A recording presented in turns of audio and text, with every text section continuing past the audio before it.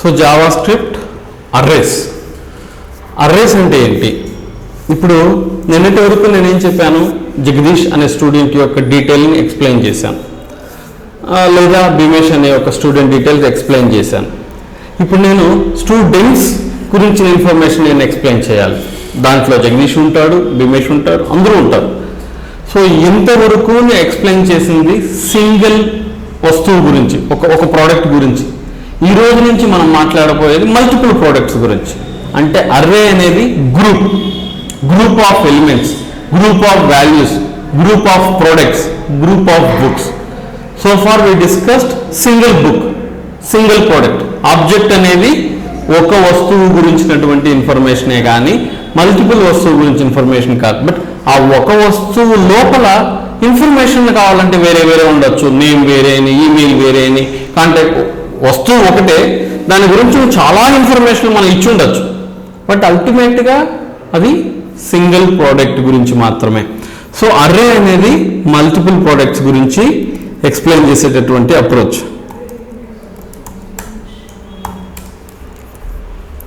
So where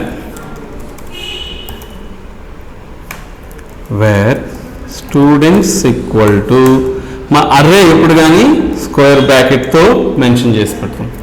ఆబ్జెక్ట్లో కూడా మనం ఒక సందర్భంలో స్క్వేర్ బ్రాకెట్ వాడాం, డాట్ నోటేషన్ ద్వారా ప్రాపర్టీని యాడ్ చేసేటప్పుడు. సో ఆ ఒక్క ప్లేస్లో మాత్రం మీరు కన్ఫ్యూజ్ అవ్వకండి. ఆబ్జెక్ట్ పెట్టి ఆబ్జెక్ట్ పేరు పక్కన స్క్వేర్ బ్రాకెట్ పెడితే దాని మీనింగ్ ఏమంటే ప్రాపర్టీని యాడ్ చేయడానికి లేదా ప్రాపర్టీని రీడ్ చేయడానికి. ఆ ఒక్క సందర్భంలో మాత్రమే మనం ఆబ్జెక్ట్ లోపల అర్రేని వాడతాం. బట్ ఇక్కడ చూసినామంటే కంప్లీట్ అర్రే గురించి ఎక్స్ప్లెయిన్ చేసేటప్పుడు మనం స్క్వేర్ బ్రాకెటే వాడతాం. ప్లస్ దీని లోపల వాల్యూస్ని మనం ఎలా యాడ్ చేస్తాము అంటే, for example A, B, C.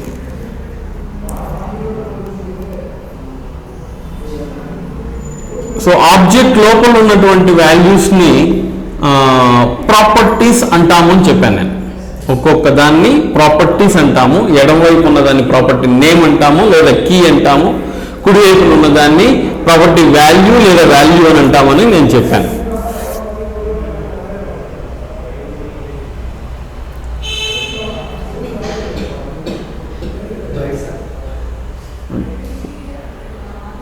అమ్మని చెప్పండి. సో దీనిని అర్రేలో వాల్యూ అంటాం. ఈ వాల్యూ ఉన్న పొజిషన్ని ఇండెక్స్ అంటాం. నీ సీట్ నెంబర్ ఏంటి, నీ సీట్ నెంబర్ ఏంటి అని మనం మాట్లాడుకునేటప్పుడు ఆ పర్టిక్యులర్ ఆ వాల్యూకి జావా స్క్రిప్ట్లో బై డిఫాల్ట్ కేటాయించినటువంటి ఇండెక్స్ పొజిషన్ 0. నార్మల్గా మనం కౌంటింగ్ 1 2 3తో ప్రారంభిస్తాం. జావా స్క్రిప్ట్లోని అర్రేకి సంబంధించినంత వరకు మొట్టమొదటి వాల్యూని 0తో స్టార్ట్ చేస్తాం. సో ఇప్పుడు నేను మిమ్మల్ని అడిగాను అనుకోండి, ఈ అర్రేలో ఏ ఎక్కడ ఉందంటే 0th పొజిషన్లో ఉంది, 0th ఇండెక్స్లో ఉంది అని చెప్పాలి. మరి లెంత్ ఎన్ని ఉన్నాయి దాంట్లో అంటే మళ్ళీ కొలవడం మాత్రం మామూలే, 1 2 3. లెంత్ అనేది మాత్రం 3 ఇక్కడ, దాంట్లో ఏ డౌట్ లేదు. అదే సార్ ఇండెక్స్ పొజిషన్ మాత్రం 1 అంటున్నారు, సీట్ నెంబర్ 0, బట్ ఎన్ని ఉన్నాయనే నార్మల్ కౌంటింగ్ సేమే. ఫర్ ఎగ్జాంపుల్ మనం థియేటర్కి వెళ్తాము, థియేటర్లో 0 రో ఉంది అని అనుకోండి, అంటే రో యొక్క నేమ్ 0, దాంట్లో ఎన్ని సీట్లు ఉన్నాయి కొలవాలంటే మామూలుగా మనం 1 2 3ని కొలుస్తాం. సో ఒకవేళ నేను ఫస్ట్ ఈ ఏని మాత్రం ప్రింట్ చేయాలి అని అనుకుంటే నేను ఎలా చేస్తాను, డాక్యుమెంట్ డాట్ రైట్ స్టూడెంట్స్ అని రాసి స్క్వేర్ బ్రాకెట్లో 0 ఇస్తే దీని మీనింగ్ ఏంటంటే 0th పొజిషన్లో ఉన్నటువంటి వాల్యూని తెచ్చి ప్రింట్ చేయమని అర్థం. ఇప్పుడు రన్ చేస్తే మనకి ఏ వాల్యూ కనిపించాలి, ఏ అనేది మనకు కనిపించాలి. అదే మనం 1 ఇచ్చామనుకో, ఇది 1 అని, ఇది 2 అని ఇచ్చామనుకో, పక్క పక్కనే వచ్చేసింది. మనకు 1 after 1 రావాలంటే బ్రేక్.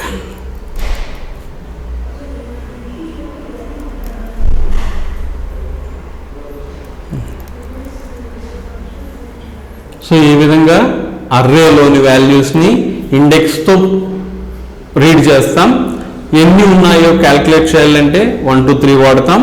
డిస్ప్లే చేయాలంటే దాని యొక్క ఇండెక్స్ పొజిషన్స్ని ఉపయోగించి మనం డిస్ప్లే చేస్తాం. ఇంతవరకు క్లియరా? ఓకే, ఇప్పుడు ఒక అర్రే క్రియేట్ అయిపోయింది.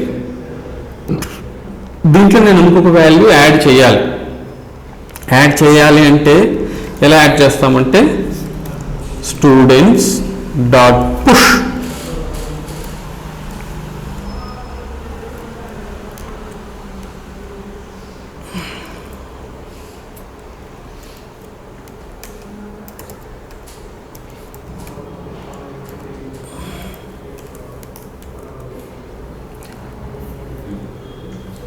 డి అనేది అర్రే లోపల యాడ్ అయింది, కానీ ఎక్కడ యాడ్ అయింది? చివర్లో. సో పుష్ అనే మెథడ్ వాల్యూని ఎక్కడ యాడ్ చేస్తుంది? లాస్ట్లో. Means will add a value to the last of the array or end of the array, ఏదన్నా అనుకోండి.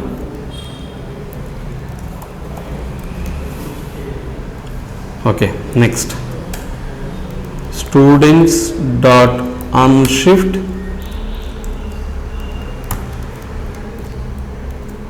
ఎక్కడ యాడ్ అయింది? So unshift method will add a value to the start of the array. ఇంతవరకు క్లియరా? Push అనేది చివర్లో add అవుతుంది, unshift అనేది స్టార్టింగ్లో యాడ్ అవుతుంది. మరి ఇప్పుడు నాకు మధ్యలో యాడ్ అవ్వాలి. ఎక్కడ యాడ్ అవ్వాలి? నాకు మేబీ బీకి సికి మధ్యలో యాడ్ అవ్వాలి. అప్పుడు నేను దాని యొక్క ఇండెక్స్ ఏంటి? ఇది 0 1 2 3లో యాడ్ అవ్వాలి మనకి ఇప్పుడు. సో స్టూడెంట్స్ డాట్ స్ప్లైస్ ఎక్కడ యాడ్ అవ్వాలి? 3లో. ఇక్కడ నేను 0 ఇస్తాను.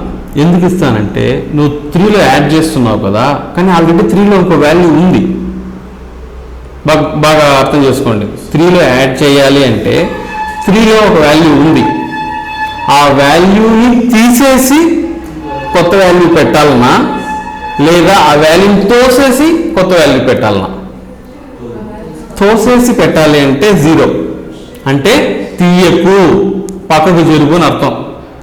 తీయద్దు అని అర్థం. 0 పెడితే no values should be removed. Then G పెట్టాను అక్కడ. బికి సికి మధ్యలో జీ అనేది యాడ్ అయ్యింది. సో ఒకవేళ నేను ఇక్కడ 0కు బదులుగా 1 పెట్టాను అనుకో, థర్డ్ పొజిషన్లో ఉన్నటువంటి ఆల్రెడీ ఒక వాల్యూ, ఒక్క వాల్యూ తీసేయి, బదులుగా ఇది పెట్టు. లేదా నేను 2 పెట్టినా అనుకో, థర్డ్ తర్వాత 4th 2 వాల్యూని తీసేయి, తర్వాత జీ పెట్టాను అర్థం.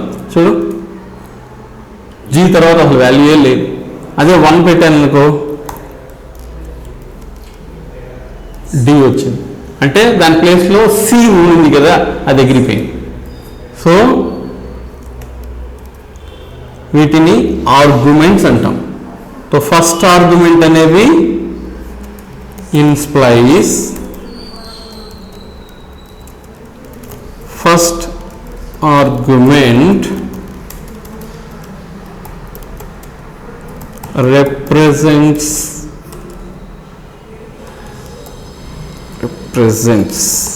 the index. Second argument represents how many values to be removed. Third argument represents value to be replaced.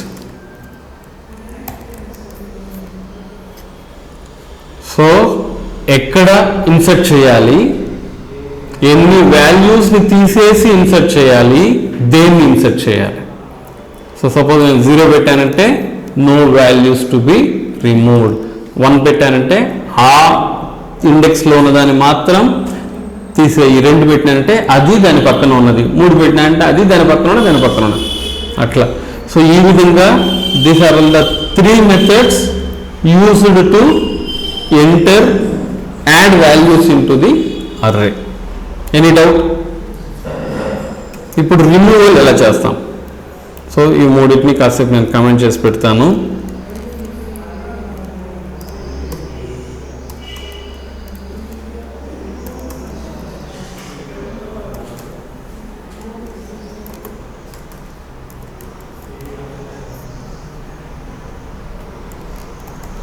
So ప్రస్తుతానికి మన దగ్గర 6 వాల్యూస్ ఉన్నాయి. Now let's see the removal methods. Students dot pop.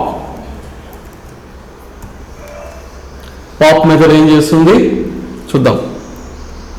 ఏం చేసింది చూడండి. అక్కడ డిఈఎఫ్ ఉంది కదా, ఏమైపోయింది? ఎఫ్ ఎగిరిపోయింది. So pop method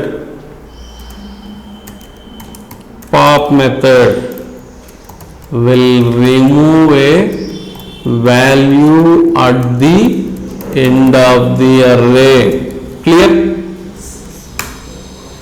Students dot shift. First value ఏముంది ఇక్కడ? ఏముంది ఆడ?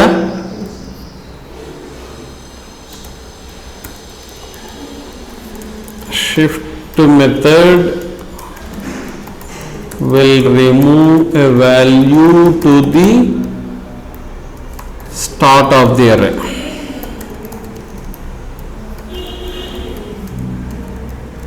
Clear?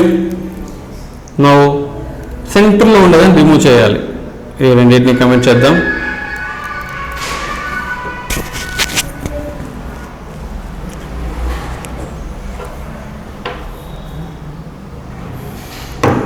సో students dot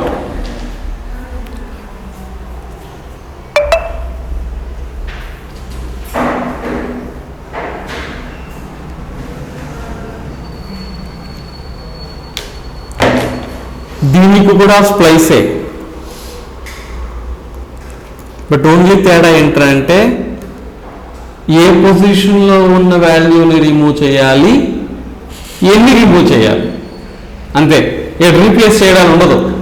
ఆడైతే మన వాల్యూ యాడ్ చేయాలి కాబట్టి రీప్లేస్ చేయడానికి 3వ వాల్యూ ఇచ్చాం. ఇక్కడేమన్నాం మనం? 3వ పొజిషన్లో ఉన్న వాల్యూని రిమూవ్ చేసి దీనికి పెట్టమన్నాం. ఇక్కడ మనం రిమూవ్ చేయడమే తప్ప రీప్లేస్ చేయడానికి ఉండదు. సో 3వ పొజిషన్లో ఉన్నదాన్ని రిమూవ్ చేసేయి, ఒక వాల్యూ రిమూవ్ చేయి. 3వ దాంట్లో ఏముంది? 0 1 2 3. సో మన లెక్క ప్రకారం D should be gone, no D. So splice method will remove a value in the given index. ఎక్కడ కావాలంటే అక్కడ నువ్వు రిమూవ్ చేసుకోవచ్చు.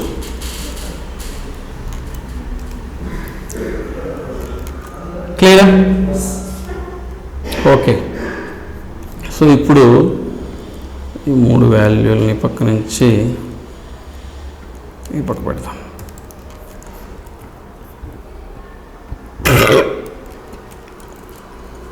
సో ఇప్పుడు గజిబిజిగా ఉంది. వాట్ ఐ కెన్ డూ,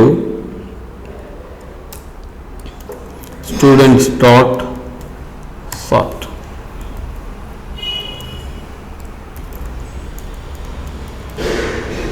ఏమైపోయింది? సో ఇది స్ట్రైట్ ఫార్వర్డ్, దీనికి ఏం ఎక్స్ప్లెనేషన్ అవసరం లేదు. Will rearrange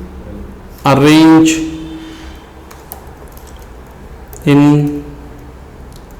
ascending order. Ascending order అంటే తెలుసు కదా, నార్మల్గా మనం A to Z ఆర్డర్లో వచ్చేస్తుంది. సో నాకు అసెండింగ్ ఆర్డర్లో వద్దు, నాకు రివర్స్లో కావాలి అని అంటే సేమ్ స్టూడెంట్స్ డాట్ సార్ట్ చేసి దాన్ని రివర్స్ చేసాను. ఇప్పుడు ఏమైపోయింది, సార్ట్ అయ్యి రివర్స్లో అయిపోయింది. సార్ట్ వాడలేదనుకో ఉన్నదే యథావిధిగా రివర్స్ అవుతుంది. నువ్వు ఎట్లుంటే అట్లా అది అట్లా యాజ్ ఇట్ ఈజ్గా రివర్స్ అయిపోతుంది. Okay, so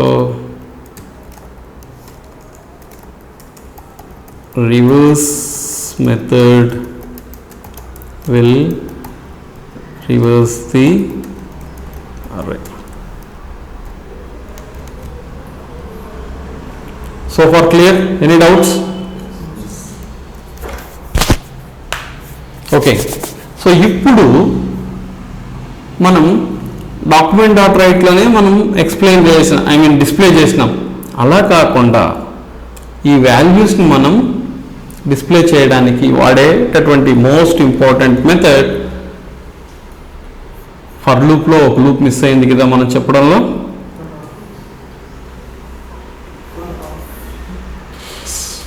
so I think for of loop. So దాని ద్వారా ఫర్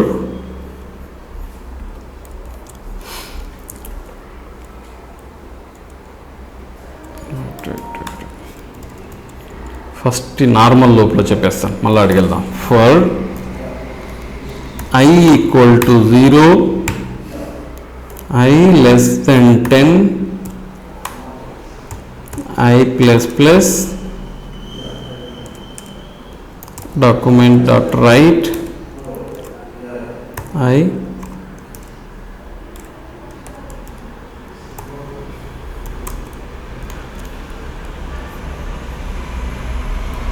ఇలా రాస్తే ఏం జరుగుతుంది అన్న, మనం 0 నుంచి 1 వరకు వాల్యూస్ ప్రింట్ అవ్వాలి. ఇక్కడ మనం 10 వాడాం. 10కు బదులుగా స్టూడెంట్స్ డాట్ లెంత్ అంటే స్టూడెంట్లో ఎన్ని వాల్యూలు ఉన్నాయని తెలుస్తుంది మనకు. ఇప్పుడు దీంట్లో ఎన్ని వాల్యూలు ఉన్నాయి? 1 2 3 4 5 6 7 8 9. ఓకే, సో ఇక్కడ 10కు బదులుగా స్టూడెంట్స్ డాట్ లెంత్, దానికంటే ముందు స్టూడెంట్ డాట్ లెంత్ ఎంత వస్తుందో ఒకసారి చూసుకుందాం మనం. డాక్యుమెంట్ డాట్ రైట్ లోపల స్టూడెంట్స్ డాట్ లెంత్ ఎన్ని వచ్చింది? 9 వచ్చింది. సో దాన్ని అలైన్ కమెంట్ చేసేసి ఈ ఫర్ లూప్ని యాక్టివేట్ చేస్తున్నాను. సో ఇప్పుడు మనకు 0 నుంచి 8 వరకు మనకు నెంబర్లు రావాలి. అవునా? కరెక్టే కదా? 0 నుంచి 8 వరకు మనకు నెంబర్ రావాలి. ఇప్పుడు నేనేం చేస్తానంటే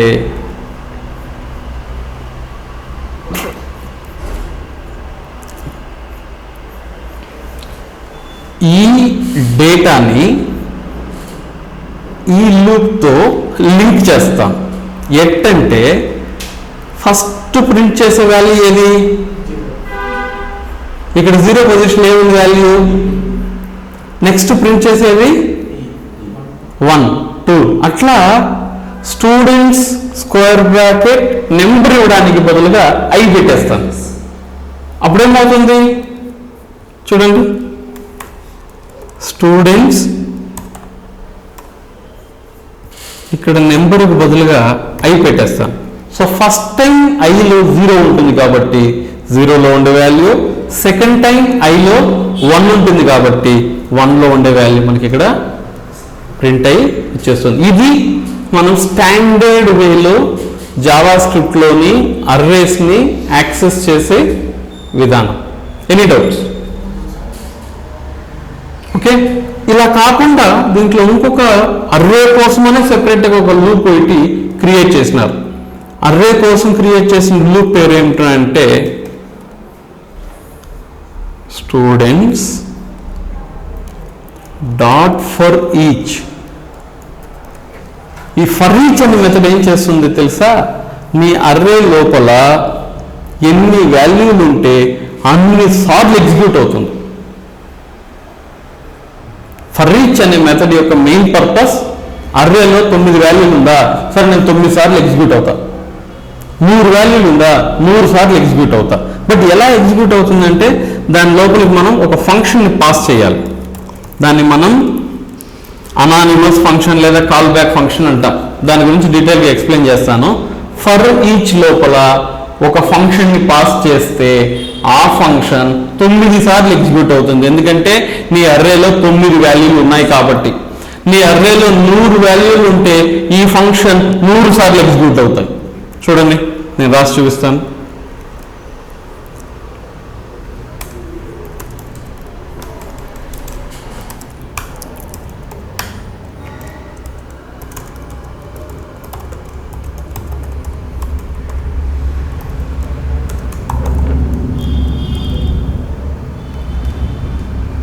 మనం బ్రేక్ పాయింట్ ఇవ్వలేదు కాబట్టి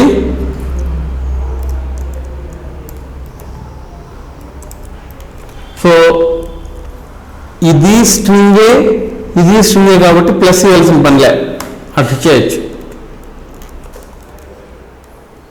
ఎన్నిసార్లు ఎగ్జిక్యూట్ అయింది టోటల్గా? Clear?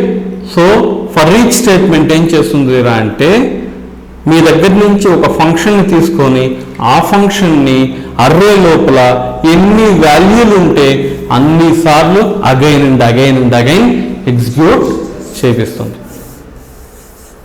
Any questions so far? Okay, ఇక్కడ ఇంకొక పాయింట్, జస్ట్ ఎగ్జిక్యూట్ మాత్రమే చేస్తుందా అంటే లేదు. ఫస్ట్ టైం ఇక్కడికి వస్తుంది ఎవరు? ఈ ఫంక్షన్ ఫస్ట్ టైం ఇక్కడికి వచ్చి ఈ వాల్యూని తీసుకుంటుంది.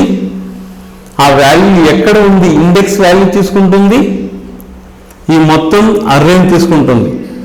తీసుకొని ఏం చేస్తుంది అంటే దీనికి తెలియదు ఏం చేయాలి అని, బట్ అది తీసుకోగలుగుతుంది.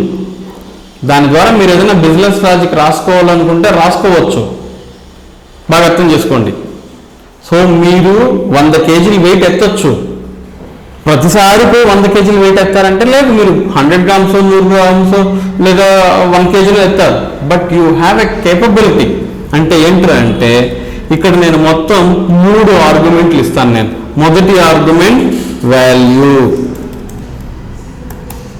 ఈ మొదటి ఆర్గ్యుమెంట్లో వచ్చేదే ఈ వాల్యూ, లేదంటే ARRVAL అని రాస్తానులే కాస్త క్లారిటీగా.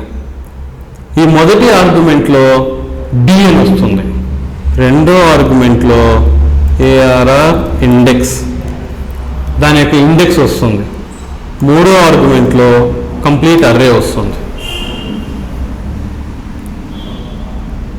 చూడండి, నేను ఫస్ట్ ఆర్గ్యుమెంట్ మాత్రం ప్రింట్ చేసి చూపిస్తాను. ఇప్పుడు బ్రేక్ ఈ నుంచి తీయండి, మొత్తమే తీసేయండి, ఇది అవసరం లేదు మనకి ఇప్పుడు.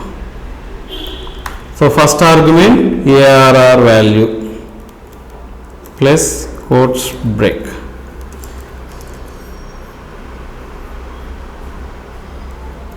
సో మొదటి ఆర్గ్యుమెంట్లో ఏమొస్తుంది? వాల్యూ. సో అన్ని వాల్యూస్ వచ్చేసాయి చూడండి. నాకు వాల్యూతో పాటు దాని యొక్క ఇండెక్స్ కూడా కావాలి. అలాంటప్పుడు మరలా ప్లస్ రాసి స్పేస్ ఇచ్చి ప్లస్ రాసి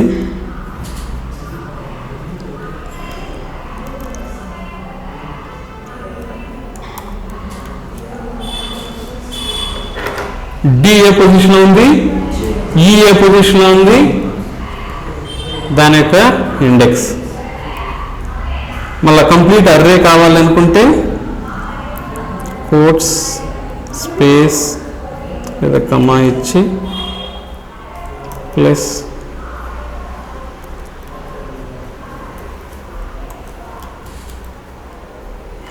దాని యొక్క కంప్లీట్ అర్రే వస్తుంది. కానీ మనం అన్నీ వాడం కాబట్టి మీరేం టెన్షన్ పడకండి. దానిలో మీరు ఏ వాల్యూని ఫర్ ఈచ్ ద్వారా ఎత్తుకోవచ్చు అని చెప్పడానికి కోసం మాత్రమే నేను దీన్ని ఎక్స్ప్లెయిన్ చేశాను. కాబట్టి నార్మల్గా రెగ్యులర్గా డే టు డే లైఫ్లో మనం ఎంత మాత్రం వాడతామని అంటే చూస్తాం చూడండి. స్టూడెంట్స్ డాట్ ఫర్ ఈచ్ ఒక ఫంక్షన్, ఆ ఫంక్షన్ ఏం చేస్తుంది, వాల్యూని తీసుకుంటుంది,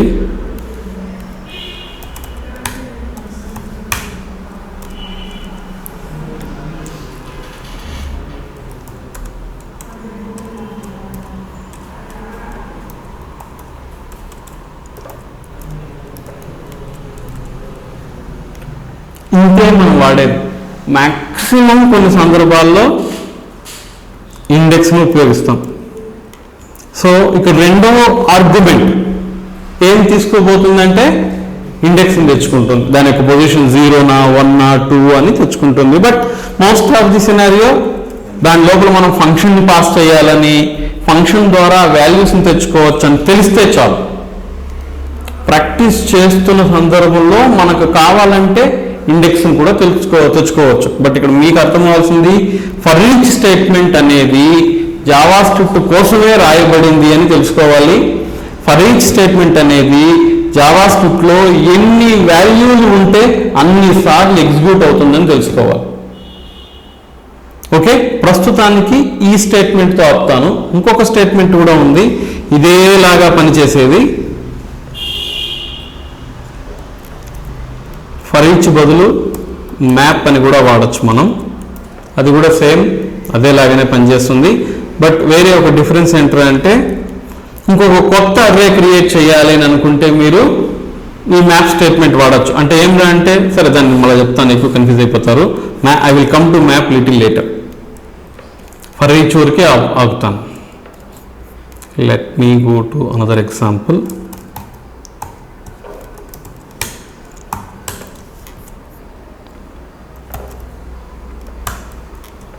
నేను చెప్పిన ప్రీవియస్ ఎగ్జాంపుల్లో ఆబ్జెక్ట్ లోపల ఓన్లీ స్ట్రింగ్లు మాత్రమే పెట్టాను.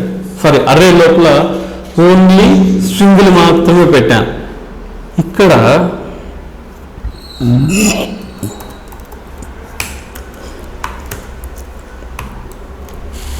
జీరో పొజిషన్లో అక్కడ ఏ పెట్టడానికి బదులు ఇక్కడ ఒక ఆబ్జెక్ట్ పెడతాను. I can use objects also. ఇప్పుడు ఎన్ని వాల్యూలు ఉన్నాయి అర్రే లోపల? ఇప్పుడు దీని లోపల నేను ఎన్ని వాల్యూలను పెట్టుకోవచ్చు. నేను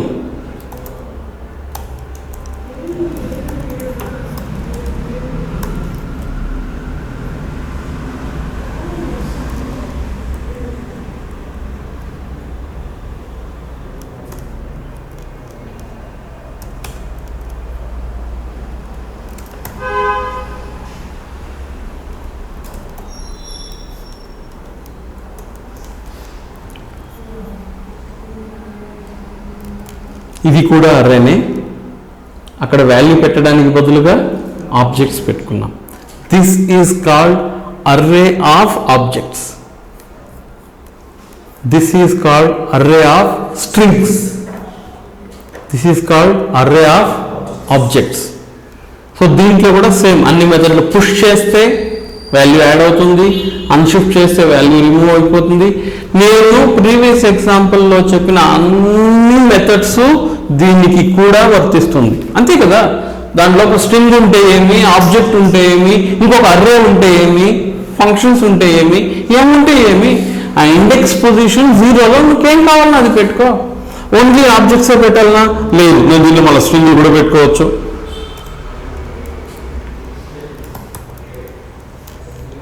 ఇప్పుడు ఈ స్ట్రింగ్ ఎక్కడుంది? 4th 0 1 2 3 ఇండెక్స్ నెంబర్ 3లో ఉంది. ఫంక్షన్ కూడా పెట్టుకోవచ్చు.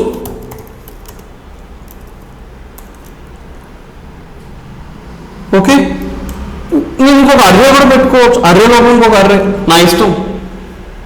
ఇట్ కుడ్ బి స్ట్రింగ్ పెట్టుకో, ఆబ్జెక్ట్ పెట్టుకో, అర్రే పెట్టుకో, ఫంక్షన్ పెట్టుకో, నీ ఇష్టం. అర్రే లోపల గ్రూప్గా ఉండేది ఏమన్నా పెట్టుకో. అర్రే లోపల గ్రూప్గా ఉండేది ఏమన్నా పెట్టుకో, doesn't matter at all. But it is a group of elements. నేనేమి ఇక్కడ ఓన్లీ గ్రూప్ ఆఫ్ బాయ్స్ అని, గ్రూప్ ఆఫ్ గర్ల్స్ అని చెప్పలేను. నేను where group of people, we are boys, girls, trainers, students, employee, ఏమన్నా ఉంది, డజంట్ మ్యాటర్ అట్ ఆల్. ఈ రూమ్లో there are group of elements ఉన్నాయి. ఏమున్నాయి? మానిటర్ ఉంది, చైర్ ఉంది, టేబుల్ ఉంది, మనం ఉన్నాం. You know there are so many things. Array is a group. It could be anything. It could be objects or arrays or elements or functions, ఏమన్నా ఉండొచ్చు. అది గుర్తుపెట్టుకోండి. మ్యాటర్ అంతా ఏంటంటే ఆ పర్టికులర్ ఎలిమెంటు, ఆ పర్టికులర్ వాల్యూ, ఆ పర్టికులర్ ప్రోడక్ట్ ఏ ఇండెక్స్లో ఉంది, 0లో ఉందా, 1లో ఉందా, 2లో ఉందా అనేదే మనకు మ్యాటర్ తప్ప అది ఎక్కడన్నా ఉండొచ్చు, ఏమైనా ఉండొచ్చు, ఎలాగైనా ఉండొచ్చు, డజంట్ మ్యాటర్ అట్ ఆల్. కాకపోతే ఒక గ్రూప్ ఆఫ్ ఎలిమెంట్స్ సిమిలర్ ప్రాపర్టీస్గా ఉంటే మనకు హ్యాండిల్ చేయడానికి ఈజీగా ఉంటుంది. గ్రూప్ ఆఫ్ స్ట్రింగ్స్ ఉంటే ఈజీగా మనం స్ట్రింగ్స్ గురించి హ్యాండిల్ చేయొచ్చు. గ్రూప్ ఆఫ్ ఆబ్జెక్ట్స్ ఉంటే ఓన్లీ ఆబ్జెక్ట్స్ హ్యాండిల్ చేయొచ్చు. అది మన అనుకూలత. But it could be anything. Now దీని లోపల మనం క్రియేట్ చేసే ఆబ్జెక్ట్లు ఏ విధంగా పెట్టుకోవచ్చు. మనం దీని లోపల ఒక ప్రాపర్టీ ఉండాలా, రెండో ప్రాపర్టీ, అది ఆబ్జెక్ట్కి సంబంధించింది.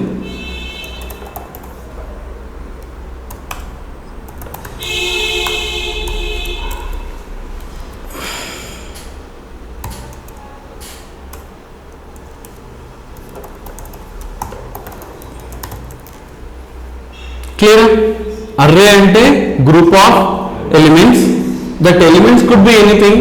It could be strings, it could be objects, it could be arrays, it could be functions, or it could be boolean values, true or false ఉండొచ్చు, అన్డిఫైన్డ్ ఉండొచ్చు, నల్ ఉండొచ్చు, ఏమైనా ఉండొచ్చు, ఎలాగైనా ఉండొచ్చు, ఎక్కడైనా ఉండొచ్చు. బట్ అది ఈ బ్రాకెట్స్ లోపల ఉండాలి. నేను ఎక్కువగా బయట పెడతాను, మురళి సార్ ఏమన్నా ఉండొచ్చు అన్నాడు, ఏమన్నా ఉండొచ్చు అన్నాడు, ఎలా ఉండొచ్చు, ఆ పప్పులు ఉంటుంది. Until it is inside the square bracket it is consider as a value of that array. Square bracket బయట వెళ్ళిపోతే నాకు దానికి సంబంధం లేదు. ఇప్పుడు దీంట్లో ఎన్ని ఉన్నాయి? 1 2 3 4 5 6. ఒకసారి దాని యొక్క లెంత్ ప్రాపర్టీ చూడు. Document dot right students dot length.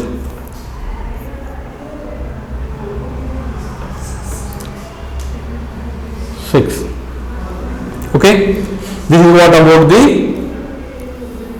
arrays.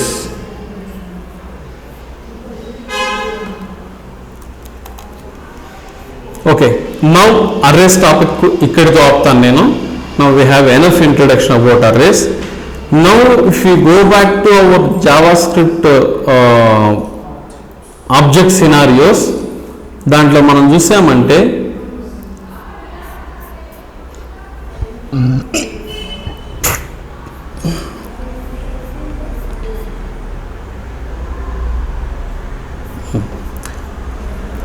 students, array of students, array of student objects with ID, name, age, gender and courses enrolled. So first student enrolment system సినారియోలో మిమ్మల్ని ఏమని చెప్పింది? అది ఒక ఆబ్జెక్ట్ క్రియేట్ చేయండి. ఆ object లోపల students అనే ప్రాపర్టీ ఉండాలి. ఎన్రోల్మెంట్ అది దానికి సంబంధించింది. Max enrolment limit, current enrolment count, courses offered, batch details, academic year ఉండాలి. ఇంతవరకు ఓకే. ఇక్కడ మీరు ఇరుక్కుంటారనే ఇప్పుడు నేను అర్రే టాపిక్ చెప్పింది. ఎలా చేయాలి? So let me create a folder called JS scenarios. JS scenarios లో I will take it as objects, loops. Okay, objects లో మొదటిది scenario 1.html script where student enrolment system. Object పేరేంటి? Student enrolment system. దీన్ని as it ఈస్గా తీసుకోండి అమ్మా, copy చేయండి as it ఈస్గా. స్పేస్లో ఉండకూడదు కాబట్టి స్పేసెస్ తీసేయండి. Is equal to an object. ఓకేనా? దీని లోపల స్టూడెంట్స్ అనే ఒక అర్రే ఉండాలంట. ఇక్కడ చూసుకోండి, first array of student objects. So students colon array. దాని లోపల నువ్వు ఆబ్జెక్ట్ క్రియేట్ చేయాలి. ఈ ఆబ్జెక్ట్ పేరేంటి? ఆబ్జెక్ట్ పేరు ఉండదు, దాని లోపల ఐడి ఉండాలి, నేమ్ ఉండాలి, ఏజ్ ఉండాలి, ఐడి ఉండాలి, ఏదో వాల్యూ ఇచ్చే ర్యాండమ్గా పర్లేదు. నేమ్,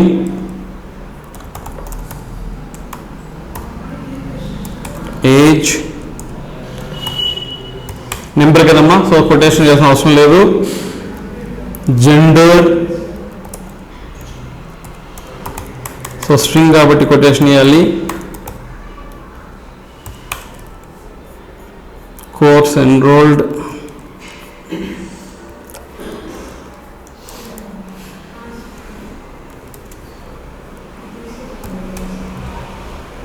enrollment date, maybe ఈరోజు డేట్ ఎంత? 22nd 01/2025.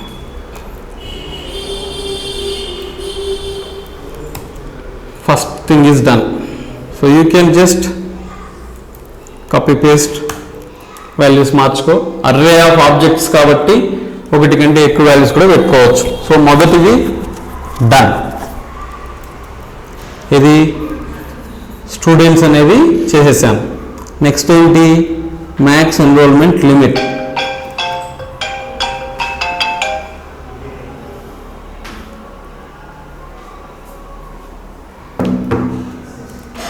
సో ఎక్కడ ఎండ్ అవుతోంది ఈ అర్రే? అక్కడికి వెళ్ళి కమా పెట్టాలి. జాగ్రత్త, కమా ఏడ పెట్టాలి కూడా తెలుసుకోవాలి. మేబీ 31st అని అనుకో. మ్యాక్స్ ఎన్రోల్మెంట్ లిమిట్ నెంబర్ కాబట్టి ఒక 100. సెకండ్ ప్రాపర్టీ అయిపోయింది. Third property course enrolment count. Maybe ఏదో 2 3 పెట్టుకో. Third property courses offered. Courses offered, courses offered అంటే అర్రేగా పెట్టుకోవచ్చు, లేదా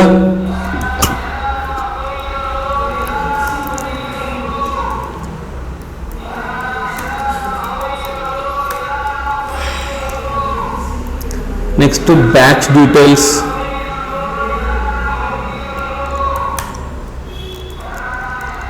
మేబీ మార్నింగ్ బ్యాచ్.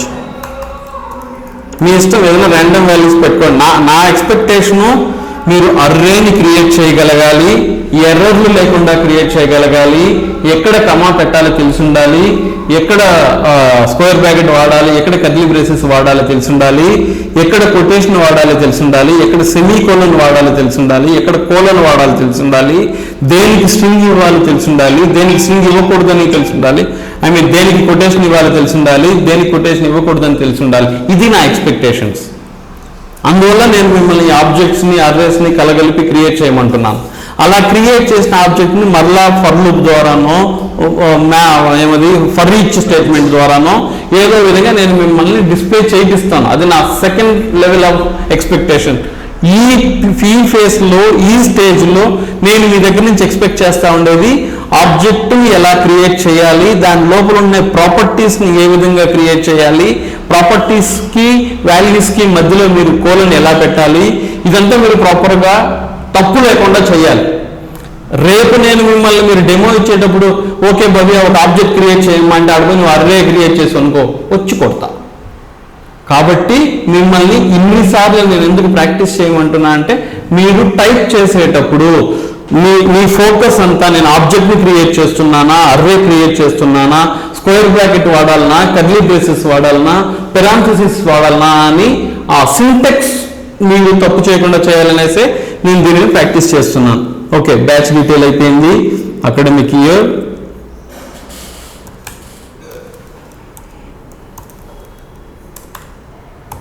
ఓకే, ఇంతవరకు properties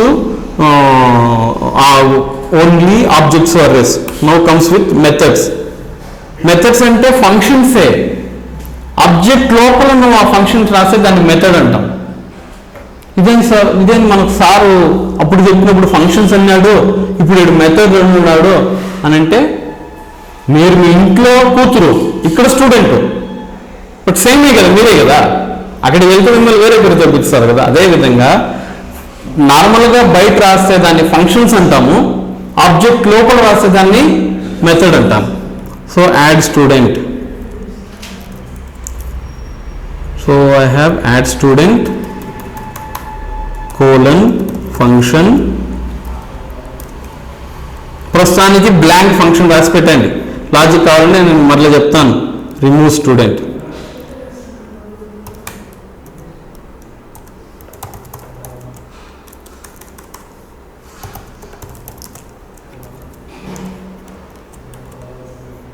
and finally update courses. నేను ఫంక్షన్ లోపల ఎటువంటి బిజినెస్ లాజిక్ రాయలేదు చూడండి.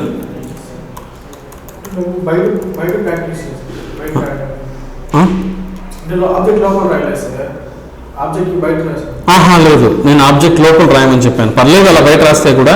ఇంకా నెక్స్ట్ ఫర్దర్ ప్రాక్టీస్ మీరు ఆబ్జెక్ట్ లోపలనే రాయండి.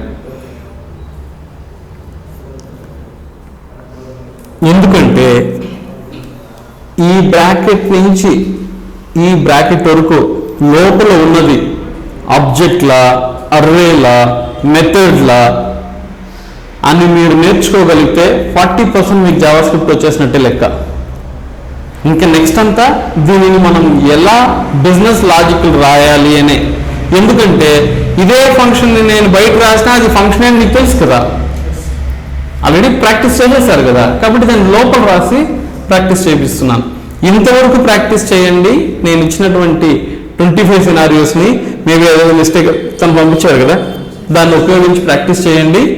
ఫర్దర్ నెక్స్ట్ క్లాస్లో దీన్ని మళ్ళీ ఇంకొంచెం డీప్ డైవ్గా మొత్తం మన 25 ఆబ్జెక్ట్ని ఒకసారి చూసుకునేసి సో ఫార్ చెప్పిన కండిషన్లు రివ్యూ చేసుకునేసి వన్స్ అగైన్ ఐఎమ్ టెల్లింగ్, నా పని ఇంతటితో అయ్యింది. ఫర్దర్గా మీరు ఆబ్జెక్ట్స్లోను, అర్రేస్లోను, లూప్స్లోను, కండిషన్స్లోను, అలర్ట్స్లోను పక్కాగా మీరు నాకు కాన్ఫిడెన్స్ తెప్పించిస్తేనే నేను డాక్యుమెంట్ ఆబ్జెక్ట్ మోడల్కి వెళ్తాను, లేకపోతే నేను వెళ్ళను. మీరు ఒక రోజు చెల్లో చేస్తారో, 2 రోజుల్లో చేస్తారో, 3 రోజుల్లో చేస్తారో, వారం తీసుకుంటారో నాకు సంబంధం లేదు. ఈ 8 రోజులు మీరు డిలే చేస్తే దాని బాధ్యత మీదే. రేపు కోర్సు డిలే అయిందని మీరు కానీ మీ ఇంట్లో వాళ్ళు కానీ ఎవరైనా నన్ను వచ్చి అడిగితే జనవరి 22వ తేదీ 23వ తేదీ వాళ్ళకి టాపిక్ ఇచ్చినాను, వాళ్ళే నేను తొందరగా ఇంటికి పోవాలి, ఇంట్లో నేను ఆ పని ఉంది ఈ పని ఉందని చెప్పి వాళ్ళు డిలే చేస్తున్నారు. కాబట్టి నా కోర్సు డిలే అయిందని నేను మీ తలపైన వేసేస్తాను, నాకు సంబంధం లేదు. సో మీరు ఎంత తొందరగా ప్రాక్టీస్ చేసి మీ పని అయిపోయింది అనిపిస్తారో అంత తొందరగా నేను నెక్స్ట్ టాపిక్ వెళ్తాను. ఇంకా ఉంది డాక్యుమెంట్ ఆబ్జెక్ట్ ఉంది, బ్రౌజర్ ఆబ్జెక్ట్ మోడల్ అని ఉంది, ఓకే. ఇంకా సర్వర్ కమ్యూనికేషన్స్ ఉంది. చెప్పినాను కదా, జీమెయిల్లో మన వాల్యూ ఎంటర్ చేస్తే దానిని సర్వర్కి పంపించాలని, సర్వర్కి పంపించడాలు, అక్కడ వాల్యూ చెక్ చేయించడాలు, వాల్యుడేషన్స్, ఓకే. ఇంకా స్ట్రింగ్స్ గురించి చెప్పాలి, నెంబర్స్ గురించి చెప్పాలి, మ్యాథ్ గురించి చెప్పాలి, డేట్ గురించి చెప్పాలి, రెగ్యులర్ ఎక్స్ప్రెషన్స్ గురించి చెప్పాలి. జస్ట్ ఒక 20% టాపిక్లు కవర్ అయ్యాయి అంతే. ఇంకా 80% టాపిక్లు అట్లే ఉన్నాయి. దాదాపు 20 నుంచి 25 టాపిక్లు మనం చదివితేనే జావా స్క్రిప్ట్లో ఏమేమి ఉన్నాయని తెలుస్తుంది. ఇప్పటివరకు నేను మించిపోతే ఒక 8 టాపిక్లు చెప్పుకుంటాను నేను. ఇంకా దాదాపు మోర్ దెన్ 15 టాపిక్స్ అలానే పడి ఉంది. ఈ పర్టికులర్ గ్యాప్ని మీరు ఫిల్ చేసి తొందరగా ప్రాక్టీస్ చేసిస్తేనే నేను ముందుకెళ్ళగలను. క్లియరా?